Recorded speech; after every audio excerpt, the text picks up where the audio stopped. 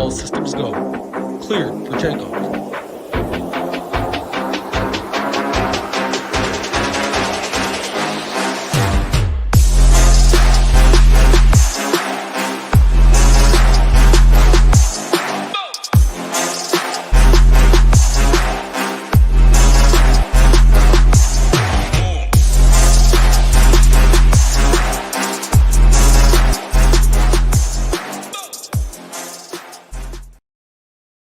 What is up, everybody? Big Marley 3 from SHIPIT Nation here to break down the Week 6 NFL Tiers Slate for you guys.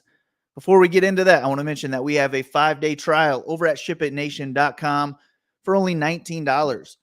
You get to test out everything we have to offer except for our Discord. So go sign up now and you can get in on the MMA action tonight before all these NFL games start tomorrow. Once you sign up, you will get access to this 4-hour educational video from our guys Hoop and Tambo. They're two of the best in the industry, and they're giving away all their secrets in this 4-hour NFL video. Hoop talks about winning the Millie Maker last year, and Tambo crushes qualifiers and live finals, so he talks about his strategies for those, along with a bunch of other great information to help you guys become better DFS players. They also just launched this 2-hour NBA video as well to help you out in the NBA street. So when you sign up over at SHIPITNation.com, you get access to all sports for one price. Go sign up now. I think you guys will like it. You can try it all out for $19. Also, this show is sponsored by Drafters.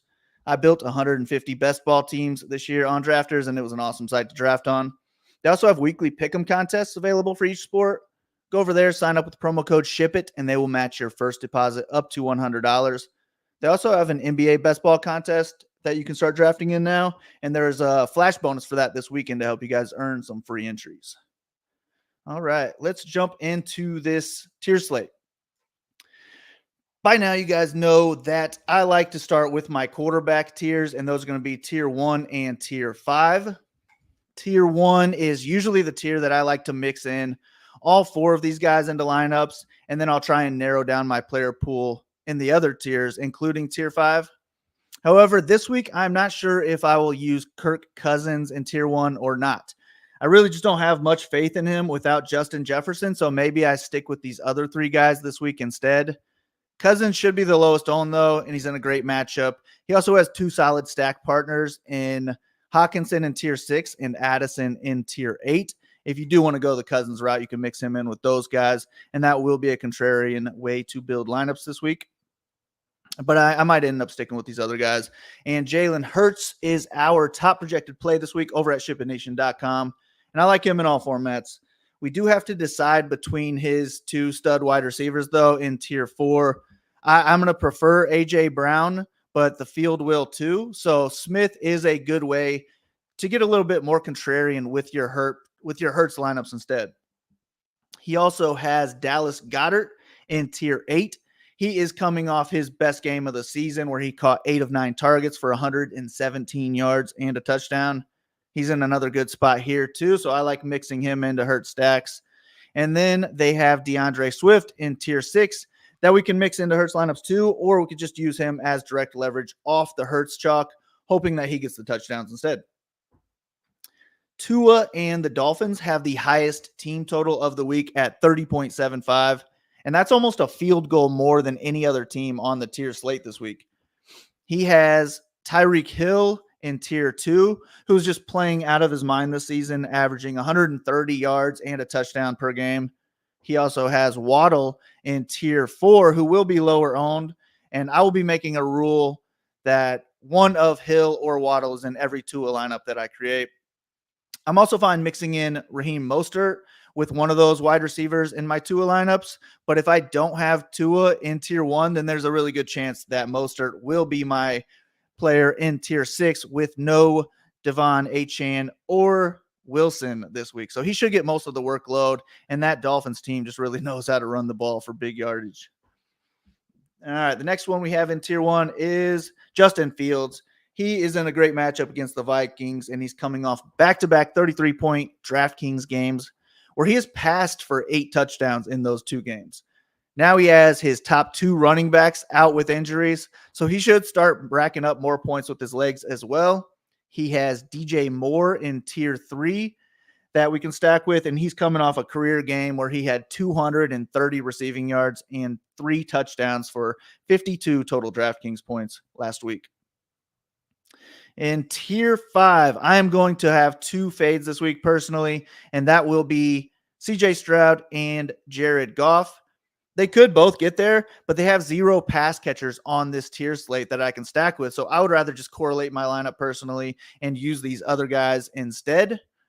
Matthew Stafford is our highest projected player currently over at SHIPIT Nation, and we can stack him with Cooper Kupp in tier 2 and Puka Nacua in tier 3 if we want to. And that's really hard to do on the main slate where that 3-man stack costs over $23,000. So that's why I like tiers, because we can make a little bit more things happen with our lineups that we can't on the main slate. And that's one way I like to get different on this slate. Not really different from the field, but different from the main slate anyways, where maybe I can get my Rams exposure here instead.